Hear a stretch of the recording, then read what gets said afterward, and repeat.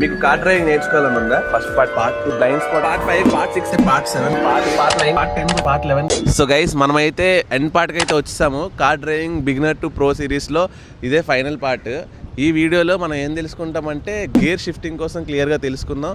అలాగే మీరు డ్రైవింగ్ రాగానే కొత్త కార్ తీసుకోవాలా, సెకండ్ హ్యాండ్ కార్ తీసుకోవాలో కూడా తెలుసుకుందాం. డ్రైవింగ్ అనేది మాస్టర్ చేసిన తర్వాత ఒకే గేర్లోని ఎక్కువ స్పీడ్ వెళ్తూ ఉంటే మనకి ఫ్యూయల్ అనేది ఎక్కువ అయిపోతూ ఉంటుంది, మనకి మైలేజ్ కూడా సరిగ్గా రాదు. సో మనం గేర్స్ అనేవి ఎలా షిఫ్ట్ చేసుకోవాలనేది ఇప్పుడు చెప్తాను చూడండి.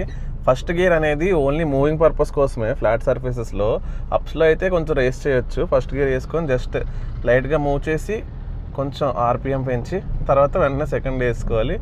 ఏ గేర్లో ఉన్నా సరే మనం 1500 to 2000 అలా ఆ రేంజ్లో మనం గేర్ చేంజ్ చేస్తూ ఉంటే మనకి పర్ఫెక్ట్ మైలేజ్ అనేది వస్తుంది. అలానే మీరు డ్రైవింగ్ నేర్చుకోగానే మీరు కొత్త కార్ కొనుక్కునే కన్నా ఒక సెకండ్ హ్యాండ్ కార్ తీసుకోవడమే చాలా బెస్ట్.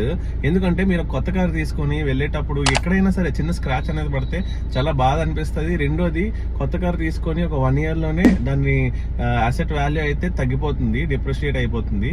సో అందుకని సెకండ్ హ్యాండ్ వెహికల్ తీసుకొని దాంట్లో పూర్తిగా మనం ఇంకా ఎక్స్పీరియన్స్ తెచ్చుకొని దాని తర్వాత మనం వీలైతే కొత్త కార్ తీసుకోవడమే చాలా బెస్ట్. సో ఈ బిగినర్ టు ప్రో సిరీస్ అయితే ఇక్కడతో అయిపోతుంది.